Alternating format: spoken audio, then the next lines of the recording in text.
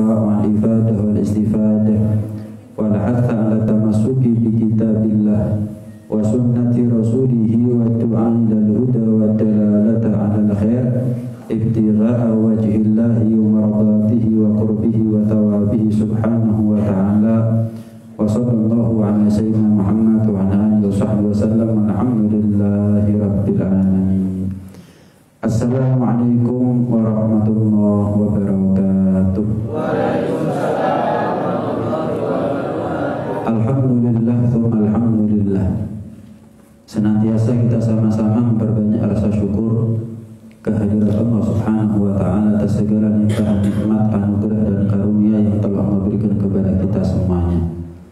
Mudah-mudahan nikmat zahir Allah sempurnakan dengan nikmat batin, nikmat dunia Allah sempurnakan dengan nikmat akhirat, nikmat panjang umur, sehat wal afiat Allah sempurnakan dengan akhir husnul khatimah. Amin ya rabbal alamin. Selain nikmat iman dan Islam yang juga Allah berikan kepada kita nikmat panjang umur. Entah berapa bulan sudah kita gak ketemu, mungkin saat ini kita ketemu. Ada beberapa di antara keluarga kita, sanak famili kita, tetangga kita, keluarga kita yang sudah gak bisa lagi duduk bersama kita saat ini. Mudah-mudahan mereka semuanya meninggal dalam keadaan husnul khatimah. Semua amal ibadahnya diterima oleh Allah. Salah luputnya mereka semuanya mendapatkan ampunan dari Allah Subhanahu wa taala. Tapi alhamdulillah kita masih diberi kesempatan, masih diberi hidup, masih diberi umur, masih diberi sehat, masih diberi selamat oleh Allah Subhanahu wa taala. Nikmat iman, nikmat Islam itu nikmat yang mahal. Tapi ingat, nikmat umur, sehat ini juga nikmat yang gak kalah mahalnya. Nikmat umur, nikmat sehat itu mahal. Akan lebih nikmat lagi kalau nikmat umur dan sehat itu diisi dengan satu hal yang manfaat.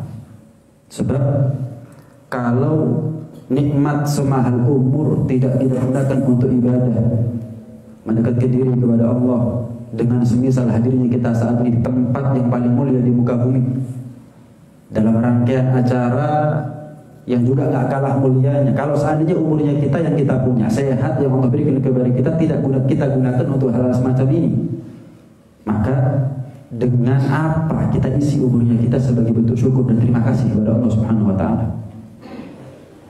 Ada di antara kita yang hidup selamat, sehat, panjang umur, tapi gak istiqomah hadir pengajian.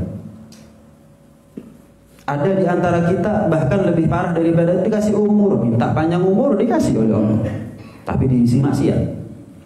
Sakit, minta sehat, dikasih sehat, dikasih sembuh oleh Allah. Setelah itu lupa dari Allah Subhanahu wa taala. Justru mendurhakai Allah Subhanahu wa taala. Yang dia cari bukan ampunannya Allah, yang dia cari bukan surganya Allah, pahala dari Allah dengan misal kita hadir majelis sholawat, kita itikafnya itikaf di masjid, kemudian mencari satu-satunya hal yang diwariskan oleh Rasulullah, ilmu agama. Yang dia datangi adalah tempat yang di situ tempat mukanya Allah Subhanahu wa taala. Artinya, jadilah kita ini manusia yang bertanggung jawab terhadap apa yang kita minta sendiri. Kita yang minta panjang umur, kita yang minta sehat, kita yang minta selamat. Bukankah sampai detik ini masih dikasih kita oleh Allah Subhanahu wa taala? Maka kembalikan itu semuanya kepada Allah dengan bentuk ibadah. Mudah-mudahan kita dikasih istiqomah oleh Allah Subhanahu wa taala. Mudah-mudahan Allah tetapkan taufik, hidayah kepada kita semuanya, sehingga berkat taufik dan hidayah dari Allah kita menjadi orang yang bisa mensyukuri nikmat zahir, mensyukuri nikmat dunia, sehingga nikmat zahir itu menjadi nikmat batin, nikmat dunia itu berlanjut manfaat nikmatnya sampai ada di akhirat kelak. Amin ya rabbal alamin. Melanjutkan pengajian kitab Bidayatul Hidayah karya Al-Imam Al-Ghazali radhiyallahu ta'ala anhu wa arda. Terakhir kita sudah bahas bahwa segala amal ibadah itu tergantung niatnya, termasuk menuntut ilmu itu adalah ibadah. Menuntut ilmu itu jangan sampai salah sasaran, jangan sampai salah niat. Kapan menuntut ilmu itu dikatakan salah niat? Ya kalau dia nyari ilmu tujuannya untuk menjatuhkan orang lain misalnya. Dia cari ilmu untuk bangga-banggaan, untuk kesombongan. Dia cari ilmu untuk ditoleh oleh manusia, mencari perhatiannya manusia. Dia cari ilmu agar dia cari ilmu untuk dunia. Dia cari ilmu untuk harta. Dia cari ilmu untuk rupiah, untuk dolar. Dia cari ilmu untuk popularitas dan seterusnya. Ini yang mestinya dapat pahala karena nuntut ilmu, malah dapat dosa dia. Salah niat itu bukan hanya menghapus pahala, tapi mengganti dari yang mestinya berpahala menjadi berdosa. Terakhir kita bahas itu. Adapun yang akan kita bahas sekarang adalah apa yang dikatakan oleh Imam Al-Ghazali. Wa in kanat niyyatuka wa qasduka bainaka wa bainallahi ta'ala min talabil ilmi al-hidayah. Dan adapun jika kita punya niat tujuan menuntut ilmu antara kita dengan Allah adalah hidayah. Kita menuntut ilmu untuk mencari hidayah. Hidayah ini ibarat buah, ilmu ibarat pohon. Kalau ada pohon tapi tidak berbuah, ya kita cuma capek ngerumat, ngasih pupuk, ngasih air, tapi hasilnya nggak ada. Sama, capek nyari ilmu, tapi yang dia cari bukan hidayah. Itu namanya cari capek tapi nggak ada hasil. Maka pastikan sekarang nih, sampai kita meninggal nggak nyari ilmu dari siapapun kecuali yang kita cari adalah hidayah dari Allah Subhanahu wa Ta'ala. Kenapa? Karena hidayah itu adalah merupakan buah daripada ilmu. Ilmu ibarat pohon. Siapa yang mau ngerumat pohon tapi nggak ada hasilnya? Nggak bisa dijual buahnya kalau nggak berbuah. Nggak bisa dijual buahnya atau dimakan, dinikmati buahnya kalau nggak panen. Cuman ngerumat, cuman ngasih pupuk, cuman ngerawat, ngasih air, disirami setiap hari tapi nggak ada hasil. Siapa yang mau nyari ilmu kalau bukan tujuannya adalah untuk mencari petunjuk dari Allah Subhanahu wa Ta'ala? Makanya saya mau tanya, ini sekedar contoh. Kita nih ada sekarang di Masjid Taufik Minallah. Saya mau tanya, kalau kita sekarang di masjid ini pulang ke rumah kita masing-masing, itu sebetulnya gampang atau susah? Gampang nggak kita pulang sekarang? Gampang. Pokok dua. Apa itu? Maaf, melek matanya. Yang kedua, padang dalani. Kapan melek matanya tapi peteng? Wah, yang mestinya cepet jadi lambat. 5 menit nyampe gara-gara peteng dalani. Ya, akhirnya 10 menit, 15 menit. Yang mestinya selamat bisa kesandung tatap.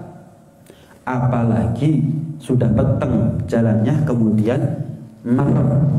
Wah, bisa nyasar kemana-mana. Sama, sebagaimana kita pulang dari masjid ke rumah kita masing-masing itu mudah, kita pulang dari dunia menuju surga itu gampang.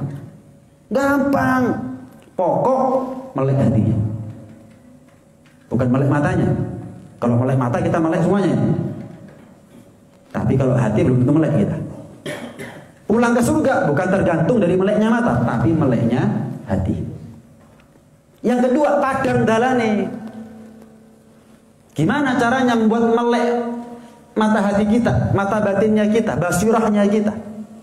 Gimana caranya membuat jalan menuju surga itu jalan yang terang sehingga nggak kesasar kita? Ilmu. Nggak ada jawaban kecuali ilmu. Al-Imam Syafi'i mengatakan al-ilmu hayatul qulub wa misbahul basair.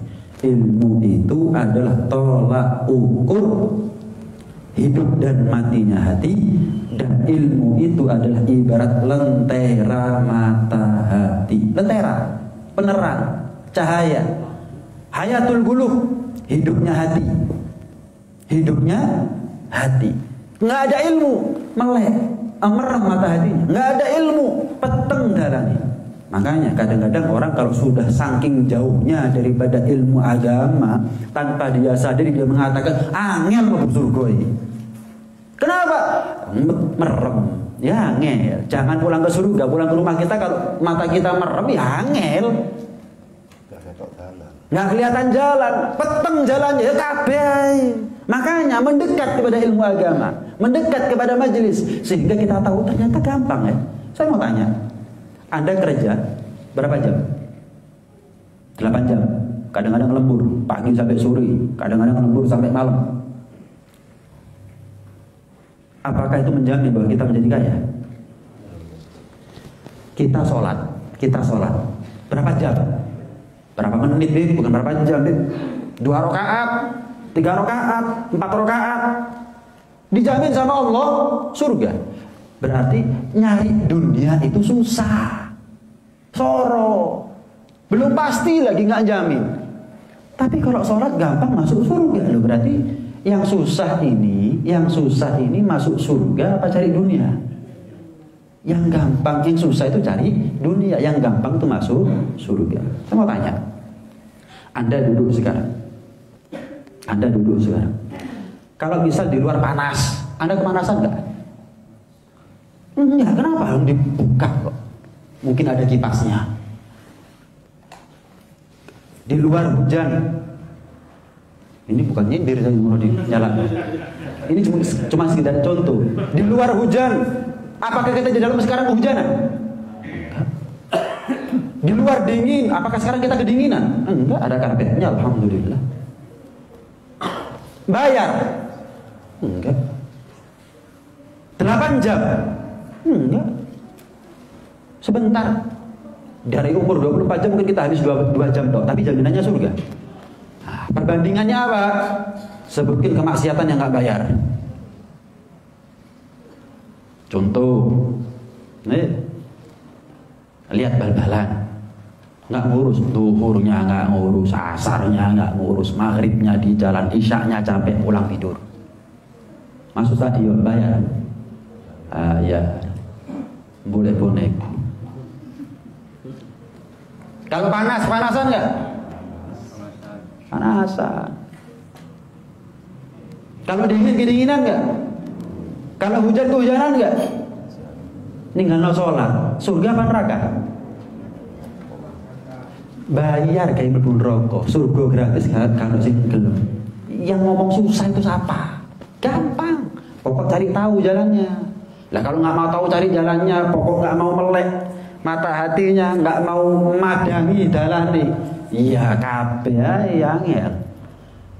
Karena itu semua itu butuh upaya. Semua orang kepingin masuk surga, tapi nggak semua orang berupaya untuk masuk surga. Oh kabeh kepingin mlebu surga. Yang kafir juga berharap masuk surga, tapi nggak semua orang pantas masuk surga. Siapa yang pantas masuk surga? Antara harapan dia dengan ikhtiarnya dia gaduh. Salah satu cara agar kita menjadi orang yang selamat masuk surga adalah cari ilmu dengan niat yang baik. Dengan niat yang baik. Apa contohnya niat yang baik? Kan tadi dikatakan kita ini nyari ilmu, tujuannya adalah hidayah. Apa sih hidayah contohnya? Misal kita ini cari ilmu untuk membekali diri kita sendiri. Membekali diri kita sendiri. Belum kawin, nyari ilmu itu penting. Kalau sudah kawin lebih penting lagi. Orang sekarang enggak. Kawin istiqomah kapan? Belum kawin istiqomah kapan rapi malah enggak teko. Lihat apa sih? Lah dia ngajari apa anak istrinya? Ketika dia belum kawin butuh makan. Kalau sudah kawin butuh makani orang, anak istrinya. Lebih penting. Orang sekarang belum rapi istiqomah, rapi hilang. Belas gak tau ketok. Loh, lah dia ngajari anak istrinya gimana? Wis, merasa cukup daripada ilmu agama. Balik-balik Bib, aku Bib. Loh, Allah itu perintah Nabi, Rabbi zidni ilma.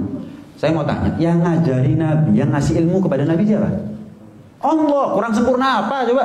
Tetap Allah perintah, Rabbi zidni ilma. Katakan wahai Muhammad, minta kepadaku tambahan ilmu. Loh, yang ngajari sudah Allah, saya diperintah sama Allah untuk tidak tambahan ilmu. Ya ada orang sekarang sudah Bib, saya 10 tahun, 15 tahun mondok, 10 tahun, 15 tahun keliling ikut Ustadz Fulan, Habib Fulan, Kiai Fulan. Sekarang saya sudah kawin, saya nggak usah nyari ilmu agama lagi sudah. Nabi yang ngajari Allah, gurunya Allah, minta tambahan ilmu. Iya, ada orang sekarang, iya, gurunya bukan Allah, dalam masih Habib, Kiai, Ustadz, kemudian sudah cukup saya, cukup. Wah, ini luwih dhuwur makom itu dengan Kanjeng Nabi berarti. Bukan begitu. Jomblo butuh makan untuk dirinya. Kalau sudah kawin butuh makan nih orang, anak istrinya. Jomblo butuh ilmu untuk pribadinya. Kapan sudah menikah lebih butuh lagi ilmu untuk bekal anak istrinya. Begitu seharusnya. Pernah dengar sahabat gara-gara kawin resign jadi sahabat, mundur jadi sahabat. Dulu sebelum jadi sahabat istiqomah sholat, sebelum kawin istiqomah sholat sama Nabi, jihad sama Nabi. Nabi kemana ikut? Begitu Nabi, ya Rasul saya mundur ya. Loh kok punya anak saya sekarang, saya punya istri ya Rasul. Mana ada sahabat kapan kawin punya anak lek perlu 15 anake. Saya resign jadi sahabat ya Rasul. Nggak ada. Sampai mati ya baru Nabi. Jihad. Nabi ngajar khutbah, dengarkan. Jadi orang sekarang kapan kawin resign, mundur. La haula wala quwata illa billah. Resign. Ya Allah, makanya bukan kita sahabat. Kalau orang seperti kita sahabat kesian Nabi ditinggal di jenan. Kabeh rabi ilang guys mari ngono wis. Ilmu agama itu penting. Untuk apa? Saya butuh harus pintar dan harus mintarkan anak, mintarkan istri. Gimana caranya anak bisa soleh-solehah kalau nggak dididik sama orang tuanya dengan ilmu agama? Bagaimana caranya kita sebagai suami, istri, bapak, ibu menjadi suami, istri, bapak, ibu yang soleh-soleh tanpa ilmu agama? Gimana caranya? Kita pasti berharap rumah tangga kita sakinah, mawaddah, warahmah. Baiti jannati, surga dunia sebelum surga akhirat. Jelas kita semua berharap. Tanpa ilmu agama gimana caranya? Nggak bisa. Kebutuhan primer ilmu agama. Kebutuhan pokok. Saya mau tanya. Sehari kita makan berapa kali? 3 kali. Tadi dengan sarapan. Makan pagi nggak tadi? Enggak. Mosok enggak. Makan siang. Makan. Ayo. Saya nggak makan pagi, mules nggak apa-apa. Tapi saya mau tanya, tadi kita makan. Kemarin makan nggak kita? Kemarin lusa. Seminggu yang lalu. Bulan lalu. Besok kalau kita panjang umur makan nggak? Kita sekarang hadir pengajian nggak? Hadir kemarin. Lusa. Kemarin lusa. Seminggu yang lalu. Bulan lalu. Kita kalau besok panjang umur niat hadir taklim lagi enggak? Nah, lihat kita makan bingung. Enggak lewat sehari kecuali makan. Badal makan enggak makan, kenyang lapar mati. Podo. Enggak ada. Pokok makan umurnya panjang, kalau enggak makan umurnya pendek, enggak ada. Nah, enggak ditentukan oleh makanan ini. Umur itu sudah ditentukan sama Allah. Makan nggak makan umurnya segitu, nggak kurang nggak tambah. Tapi hati yang terisi dengan ilmu agama dengan hati yang kosong dari ilmu agama beda nasib. Untuk yang sama nasibnya, waduh, nggak lewat sehari kecuali makan sehari 3 kali.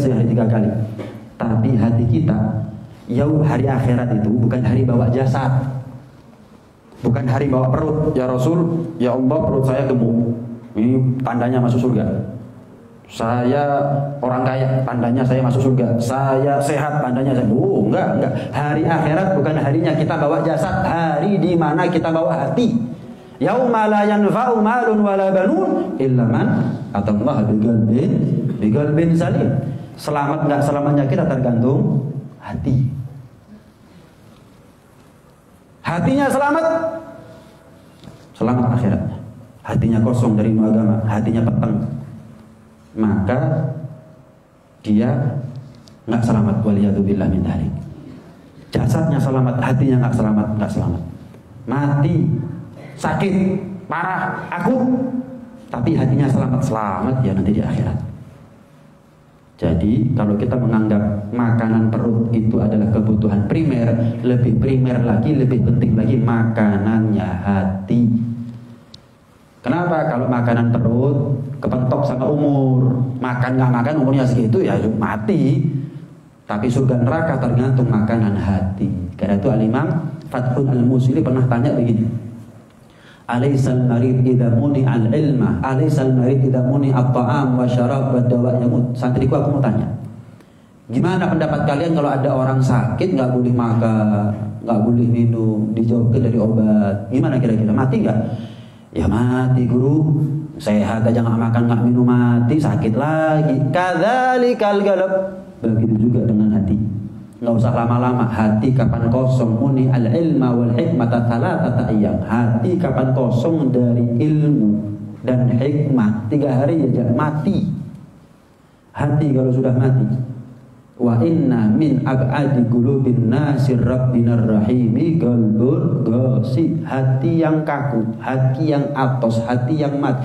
Orang tuh kalau tidur masih bisa dibangunkan, kan gitu ya. Orang tuh kalau nggak sadar masih bisa disadarkan. Yang gila aja pasti bisa diwaraskan. Tapi kalau orang mati gimana caranya? Gimana caranya? Diobong nggak bakal tangi. Sama, hati kalau lalai masih bisa diingatkan. Hati kalau sekedar tidur masih bisa dibangunkan. Tapi kalau hati mati, 3 hari loh, cukup 3 hari aja. Kita 3 hari nggak makan, perut kita kosong, bertahan hidup. Tapi hati kita nggak bisa bertahan hidup kalau 3 hari nggak kosong. Nggak 3 hari kosong dari ilmu agama. Makanya saya katakan apa tadi? Ilmu agama untuk kepentingan hati lebih primer, lebih pokok, lebih penting daripada kebutuhannya makanan untuk perutnya kita masing-masing. Yang adil, yang proporsional, yang kita harus tahu kita ini hidup diciptakan oleh Allah untuk apa? Untuk ibadah. Gimana caranya kita punya ibadah benar dan diterima oleh Allah tanpa ilmu agama. Ingat, nyari ilmu tujuannya adalah mintakan awai dewi dan mintakan orang lain. Di antara manfaat yang lain daripada menuntut ilmu agama, apa? Menghidupkan agama. Menghidupkan agama. Kalau kita nggak punya ilmu agama, ya salah beragama. Islam KTP lah istilahnya. Sholat enggak, kenapa? Ngaruh caranya sholat ya apa? Islam. Sholat enggak, kenapa? Ngaruh wudu ngaruh sholat mana? Gimana caranya kita beragama dengan benar kalau kita nggak punya ilmu agama? Menghidupkan agama itu modal utamanya adalah talabul ilm, menuntut ilmu agama. Dan ibqaul Islam, agar agama Islam ini awet, langgeng, kita harus berilmu. Gambarannya begini, kalau kita berilmu, maka kita akan beragama dengan benar. Kalau kapan kita berilmu, ngamalkan ilmu dengan rasa takut kepada Allah, beragama dengan benar, maka nama Islam akan harum. Islam ini sebetulnya sudah harum. Mau diapakan aja Islam tetap harum. Cuman yang bikin bau adalah oknum pemeluk agamanya. Islamnya harum. Nah, tugasnya kita cari peran. Gimana caranya kita termasuk di antara mereka yang menjaga keharuman agama kita.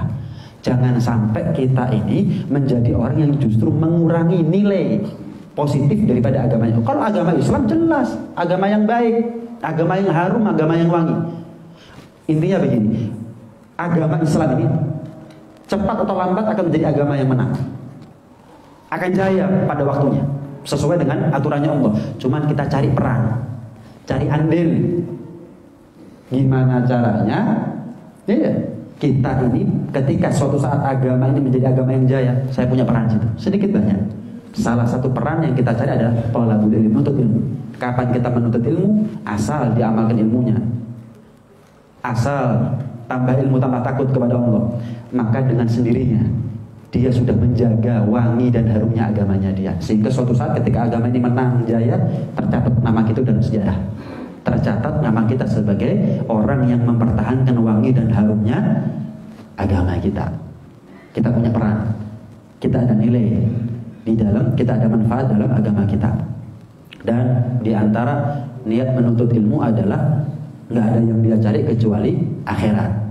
Ya, nggak ada yang dia cari kecuali akhirat, surga, ampunan Allah, syafaat Rasulullah, ridhonya Allah Subhanahu wa taala. Dan termasuk niat yang baik kapan menuntut ilmu adalah sebagai bentuk syukur kepada Allah karena kita dikasih akal. Akal semua orang punya, otak semua orang punya, tapi nggak semua orang otaknya berisi, akalnya berisi. Nah, kapan kita menuntut ilmu seperti duduknya kita sekarang ini bentuk tanggung jawab. Saya sudah dikasih akal nih oleh Allah.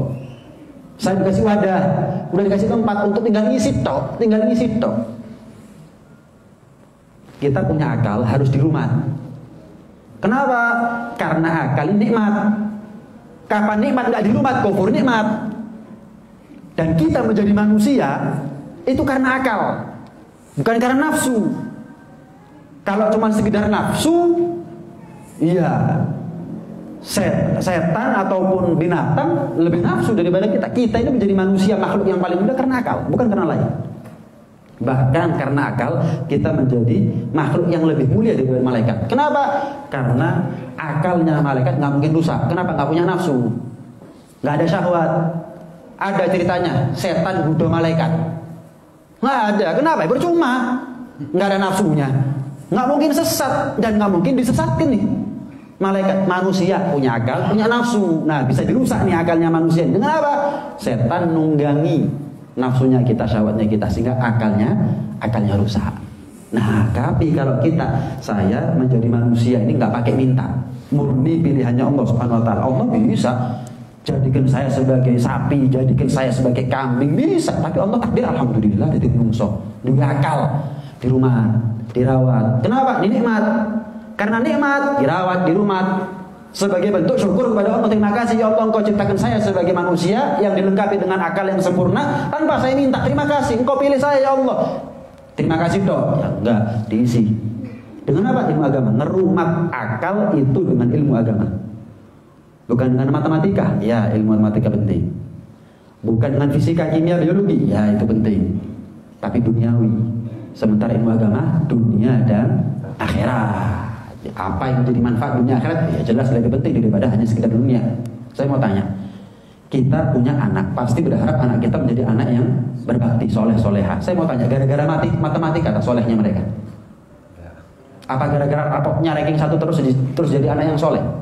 Apa gara-gara mereka itu kaya jadi anak yang soleh?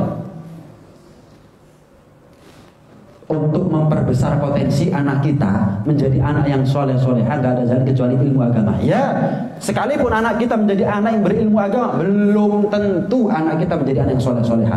Tapi memperbesar potensi. Kalau masalah jawaban pasti urusannya Allah. Saya kepingin anak saya soleh-soleha.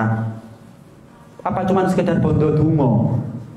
Perlunya loh, aku agak lonan kalau perlu. Tungakno bib, anakku bib. Tapi nggak diajari ilmu agama. Pondok enggak, madrasah enggak, ngaji Quran enggak, hadir majelis enggak.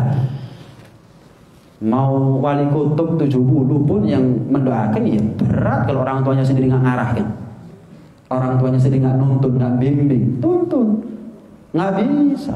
Tanpa ilmu agama kita hidup ini dalam keadaan kesia-siaan, percuma kita hidup kalau kita nggak isi dengan ilmu agama. Ini nikmat, akal ini nikmat, dirumat dengan apa? Isi dengan ilmu agama. Kita punya badan sehat, gunakan untuk mencari ilmu agama. Kapan kita gunakan umur untuk mencari ilmu agama, berarti kita sudah menggunakan sesuatu yang paling mahal dari yang kita punya, umur, untuk juga sesuatu yang paling mahal yang pantas untuk kita dapat, apa? Ilmu agama. Tapi kalau kita punya umur, nikmat yang paling mahal, kita gunakan untuk lupa kepada Allah. Ini kan sama seperti punya uang $1 juta dia burang-burang di laut. Percuma. Kasih umur, kasih sehat, dibuat lupa, dibuat jauh, dibuat maksiat kepada Allah SWT. Ya, dia sudah menggunakan sesuatu yang paling mahal untuk sesuatu yang paling remeh. Untuk sesuatu yang paling remeh. Karena itu hadirin hadirat sekalian rahmatillah Allah Subhanahu wa taala, patut kita bersyukur kepada Allah. Syukur apa, Bib? Bukan hanya nikmat iman dan Islam, jelas. Syukur apa, Bib? Bukan hanya panjang umur setelah wafat, jelas. Tapi lebih daripada itu, ada nikmat ketika kita dikasih istiqomah untuk tetap di jalannya Allah Subhanahu wa taala. Untuk bisa dikasih kuat berkat taufik hidayah oleh Allah untuk mengisi waktunya kita dengan hal-hal yang baik, hal-hal yang kalau kita terus melakukannya, maka semakin dekat kita dengan husnul khotimah, semakin dekat kita dengan Nabi Muhammad, semakin dekat kita dengan surga, semakin dekat kita dengan Allah Subhanahu wa taala. Itu nikmat atas nikmat. Panjang umur itu nikmat, iman Islam itu nikmat, sehat itu nikmat. Tapi kalau nggak ada hidayah taufik oleh Allah untuk bisa kita seperti duduk sekarang, maka iman Islamnya kita kosong. Maka panjang umurnya kita, sehatnya kita, Kita ini hidup di Malang. Hidup di Malang, termasuk kufur nikmatnya penduduk Malang. Kalau mereka hidup di Malang nggak hadir pengajian, itu kufur nikmat namanya. Udah dikasih kesempatan oleh Allah hidup di tengah-tengah ulama, di tengah-tengah masjid, di tengah-tengah majelis, di tengah-tengah sholawat, di tengah-tengah masjid, tapi nggak mau karek langkap toh 10 meter, 20 meter, 100 meter, 1 kilo, wis nggak mau. Kufur nikmat itu namanya. Lah mosok nilainya kita yang tinggal di Malang sama dengan mereka yang di Wamena. Kita sekarang muslim, yang di Wamena juga ada yang muslim. Tapi kalau di Wamena susah cari ulama, susah cari masjid, susah cari majelis, susah untuk belajar itu susah. Lah maksud kita tinggal di Malang sama dengan mereka. Mereka pantas. Ya Allah, saya nggak bisa sholat, puasa. Saya nggak tahu gimana caranya. Kenapa? Nggak ada ulama, ustadz nggak ada yang datang di sini juga butuh biaya besar ratusan juta. Ya Allah, lah maksud alasannya kita di Malang sama dengan alasannya mereka. Kalau mereka nggak tahu kalau hidup di Malang itu namanya nggak mau tahu. Kalau mereka nggak tahu. Di Wamena udah Papua pelosok lagi Wamena itu. Rumahnya aja nggak ada temboknya, nggak ada tekel ubin begini, jedingnya nggak ada. Apalagi masjid, ulama mau ke sana ratusan juta. Yang mau tinggal di sana juga mikir berat. Ya Allah, saya nggak tahu. Diterima alasannya oleh Allah. Oh ya, memang kamu nggak tahu. Kamu masuk Islam, tapi nggak ngerti apa-apa, harap masuk surga. Kenapa? Memang Allah takdirkan begitu. Orang Malang kepingin niru caranya orang Wamena. Saya nggak tahu ya Allah, enggak disih urip dia bang. Urip di Malang hari ini. Omah cidek karo masjid.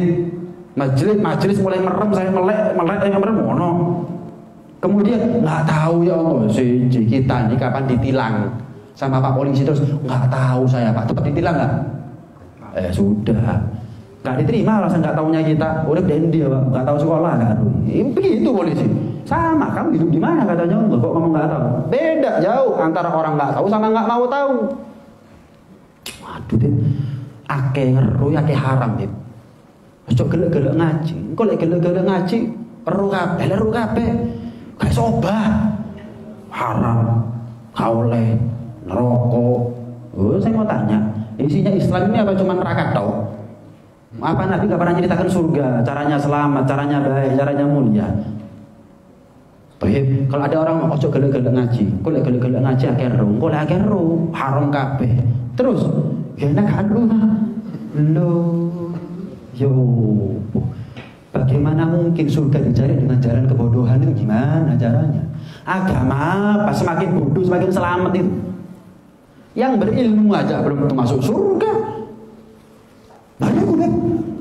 Itu Beb, yang berilmu belum tentu masuk surga. Ya boleh ngono. Sampai kerja apa gak? Ya kerja. Yakin sugih? Enggak lah kok kerja. Ayo. Kenapa sholat baru mesti mlebu surga? Kerja apa gak? Ya kerja. Keringetan apa gak? Keringetan. Panasan apa gak? Panasan. Kenapa kok mesti sugih? Ini konsep berpikir orang nggak pakai ilmu agama. Salah. Dia ngomong nggak pakai dasar. Akhirnya keliru kabeh. 2 ditambah 2 sama dengan 4. Kenapa? Tahu ilmunya. Orang nggak tahu ilmunya. 2 ditambah 2, 22. Salah. Kenapa? Nggak tahu ilmu nih. Nggak tahu ilmunya. Jangan banyak tahu. Nanti kalau banyak tahu banyak haram. Terus ya nak karo. Waduh, sing ero guru mesti mlebu surga, sing gak ero mlebu surga. Kok iki agama apa iki? Bodoh itu adalah jalan keselamatan gitu. Pangkal masuk surga adalah kebodohan. Ya gak mungkin lah. Ini kan tipu daya setan tanpa dia sadari. Kenapa? Dia nggak tahu. Orang itu dikatakan ya, orang kita ini tahu kalau kesasar. Kalau kita tahu arah jalan pulang, kita ini tahu benar salah. Kalau kita tahu ilmunya, kita sadar kalau kita kesasar. Kalau kita tahu ini salah ini, mestinya belok kiri, kok belok kanan? Saya nggak pernah lewat sini, ini salah. Ya, kenapa? Dia tahu, mestinya belok kiri. Tapi kalau orang nggak tahu, ya kapan dia sadar kalau dia tersesat? Kalau nggak ero, mestinya belok kiri, belok kanan, nggak ero. Pokoknya ngenceng aja, ero jurang tiba, mari. Karena itu nggak bisa, jauh dari ilmu agama itu nggak bisa.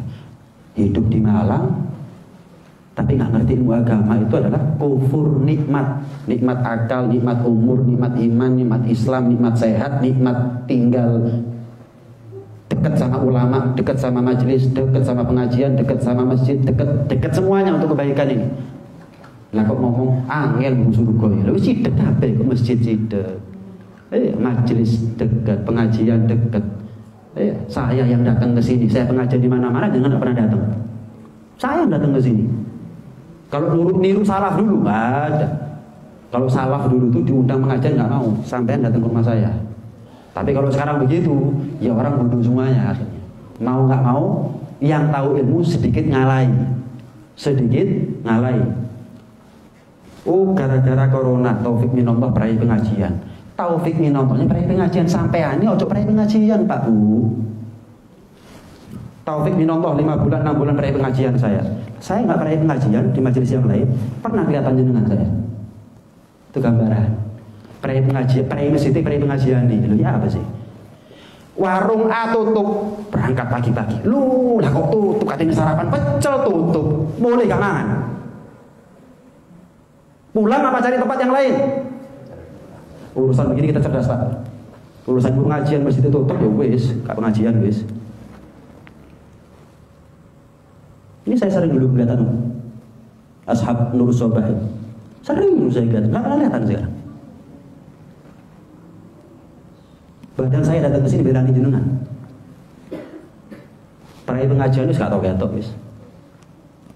Seharusnya nggak begitu. Kalau kita merasa butuh sama ilmu, oh ya wis. Kalau no dek masjid A, masjid B, kalau masjid B, masjid terus begitu. Kenapa? Masuk katanya nggak mana? Ini yang perlu konsep berpikir seperti yang perlu diluruskan. Ya kadang-kadang nasihat itu seperti obat merah, rotopnya lekit tapi ngewaras loh. Tinggal bagaimana kita mau nggak dikasih obat merah biar waras, biar sembuh. Kalau nggak mau ya lain lagi ceritanya. Atau mudah-mudahan kita dikasih panjang umur yang manfaat, dikasih sehat yang barokah, dan mudah-mudahan kita termasuk di antara mereka yang meninggal husnul khotimah. Amin ya rabbal alamin. Ada yang mau ditanyakan sebelum ditutup dengan doa?